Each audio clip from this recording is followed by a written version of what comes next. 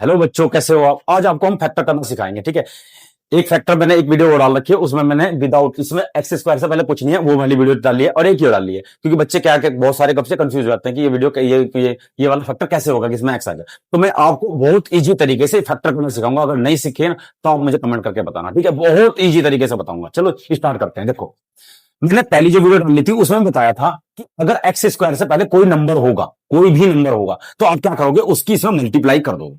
बात समझ में आई नहीं? अगर कुछ नहीं हुआ तो एज इट इज रखेंगे इसको, लेकिन अगर तो शायद कोई नंबर होगा तो उसकी मल्टीप्लाई कर देंगे। बात समझ में आई नहीं आई? चलो देखो ध्यान से, 3 की मल्टीप्लाई 4 में करी तो कितना आ गया, 12 आ गया।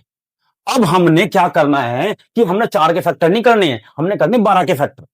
आपने क्या करना है, इस 12 के फैक्टर मल्टीप्लाई करें तो 12 आए और जोड़ घटाएं तो 1 आए।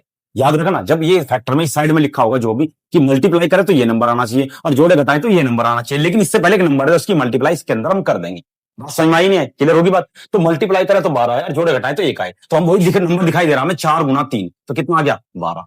4 की गुना 3 में करीब 12 आ गया। 4 में से 1 3 गया, 4 माइनस 3 इक्वल टू 1। दोनों कंडीशन सेटिस्फाई होगी। मल्टीप्लाई करके तो 12 आ गया, हमें जो 12 चाहिए था। क्लियर होगी? और जोड़ घटा के कितना चाहिए था, 1, वो भी 1 आ गया। लेकिन समस्या क्या है, साइन की। यहाँ पे साइन माइनस का है और यहाँ पे साइन माइनस का, यहाँ पे दोनों साइन प्लस के। बात समझ में आई? अब कहोगे सर 12 तो लिख नहीं रहे आप, गुना क्यों कर रहे? ये रूल है इसका कि जब हम फैक्टर करोगे तो हम इसकी मल्टीप्लाई करके 12 ही आना चाहिए, लेंगे 4 ही। समझ में आ गई बात नहीं? अब ध्यान से देखो, अगर मैं माइनस का 4 ले लूं और तो ये क्या होगा, 4 तिया 12, माइनस का 12 हो गया। अगर माइनस का 4 ले लो और प्लस का 3 ले लो, 4 में से 1 3 गया, माइनस का 1, कंडीशन सेटिस्फाई होगी। अब कहोगे सर अपनी मर्जी से कर रहे, बिल्कुल अपनी मर्जी से कर रहे, आपने कुछ भी करके कंडीशन सेटिस्फाई कर दी।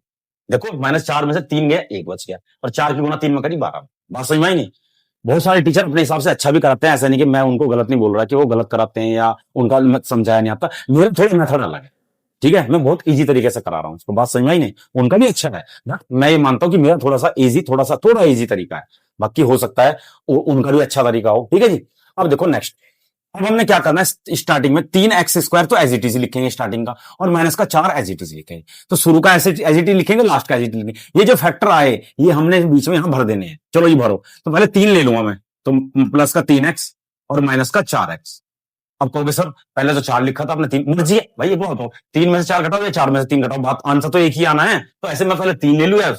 अब ध्यान से देखना, सवाल पे कोई फर्क नहीं पड़ा, ये ऐसा कैसा ही, ये एज इट इज 4 में से 3 गया 1। ये लोगों की बात, सवाल पे कोई इंपैक्ट नहीं पड़ा। बात समझना ये बात। अब एक क्या करें, दोनों में क्या चीज सेम है बताओ? दोनों में 3x कॉमन है, दोनों में देख लो, 3x यहाँ पे भी है और 3x यहाँ पे भी है, तो क्या आ गया, 3 और x कॉमन आ गया। तो क्या बचेगा यहाँ से, खाली x, और यहाँ क्या बचेगा, +1। अब क्या वो समझो कैसे। एक्स स्क्वायर का मतलब मैंने पिछली वीडियो में समझाया था, एक्स स्क्वायर का मतलब होता है x इंटू एक्स। एक एक्स बाहर आ गया तो एक एक्स बच गया, प्लस प्लस का 3x पूरा का पूरा बाहर आ गया तो एक तो बचेगा, जहां कुछ नहीं बचता वहां एक तो बचता है। ऐसे इन दोनों में बताओ क्या चीज सेम है, इसमें माइनस के 4 दोनों में सेम है, तो क्या बचेगा यहाँ से, x + 1। क्लियर होगी बात? देखो -4 यहाँ पर भी, -4 बाहर आ गया तो x बचा, यहाँ जब माइनस से माइनस कॉमन लेते हैं तो प्लस का बचता है। दोनों ब्रैकेट सेम आ गए तो सवाल ठीक होगा, नहीं तो सवाल गलत हो जाएगा। तो दोनों ब्रैकेट सेम आ गए तो आ जाएगा x + 1 एक बार, और ये 3x - 4 तो 3x - यही हमारा, बड़ा इजी है। अच्छा लगा ना आपको?